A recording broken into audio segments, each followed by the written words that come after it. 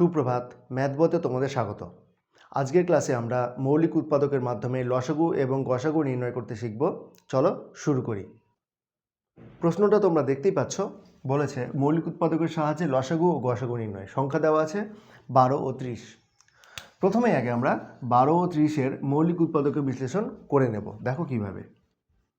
12 2 6 12, 2 3 6।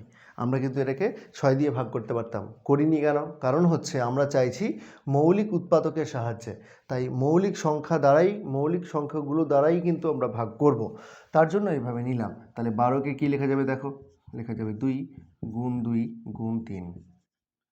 একই রকমভাবে 30কে কি লেখা যাবে? দেখো এখানে তাহলে 30-এর উৎপাদকের বিশ্লেষণ করছি।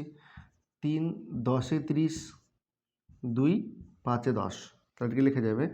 3 গুণ 2 গুণ 5। ঠিক আছে। এইবার দেখো, আমরা যখন গসাগু বের করছি গসাগুর সময় কি, যেইগুলো মিলবে শুধুমাত্র সেইগুলোই।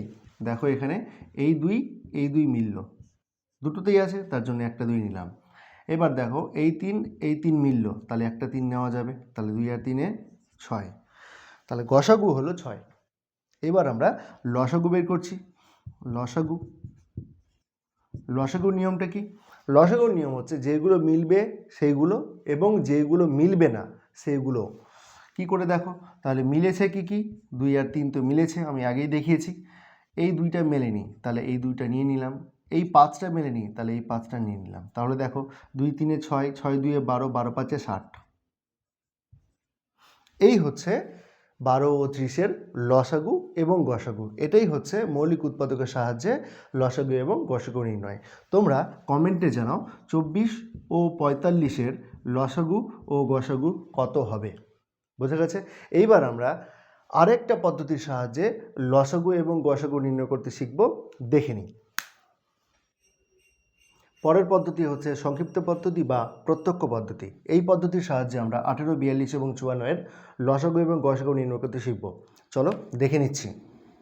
প্রথমেই লিখে নিচ্ছি সংখ্যাগুলোকে। এইবার উৎপাদক বিশ্লেষণ করছি 3টাকে একসঙ্গে নিয়ে।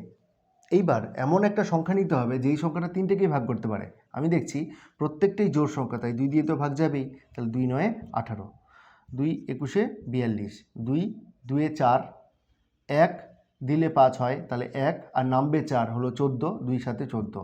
কেন এরকম বললাম দেখে নাও, এটা তোমাদের পরবর্তীতে অনেক কাজে লাগবে। 54কে যদি আমরা 2 দিয়ে ভাগ করি, তাহলে আমি কি বললাম? 2 2 2 4, তাহলে 4 কত দিলে 5? 4 হলো। 4 কত দিলে 5? 1 দিলে নামবে কত? 4।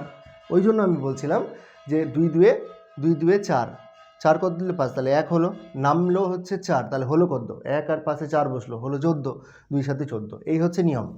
এইবার দেখো এই 3টাকে কিন্তু 3 দিয়ে ভাগ যাচ্ছে, তাহলে এমন আমরা সংখ্যা নিয়ে পাচ্ছি কি 3। তাহলে 3 3-এ 9, 3 7-এ 21, 3 9-এ 27।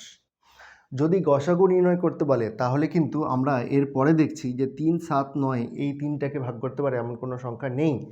তার জন্য যদি গসাগু নির্ণয় করতে বলে আমরা এখানেই স্টপ করে যাব। তাহলে লিখব অতএব গসাগু, আচ্ছা এটাকে ডান দিকে লিখি। অতএব গসাগু সমান 2 গুণ 3 সমান হচ্ছে 6। যদি গসাগু বের করতে বলে, আর কিন্তু 3টাকে ভাগ করা যাচ্ছে না, তার মানে এখানে স্টপ। এখানে হলো তাহলে গসাগু কত হলো? 6। কিন্তু লসাগুর ক্ষেত্রে তোমাদের খেয়াল করতে হবে যে এই যে সংখ্যাগুলো পেলাম, এই সংখ্যাগুলোর মধ্যে কমপক্ষে দুটোকে ভাগ করতে পারছে কিনা, এমন কোনো সংখ্যা পাওয়া যাচ্ছে কিনা সেটা দেখতে হবে। আমি দেখছি যে হ্যাঁ, এই 3 এবং 9কে ভাগ করা যাচ্ছে 3 দিয়ে, তাহলে এই 3টা কিন্তু এখানে নেওয়া যাবে। তাহলে 3 1-এ 3, 7কে গেল না, তাই 7টা নেমে গেল, 3 3-এ 9।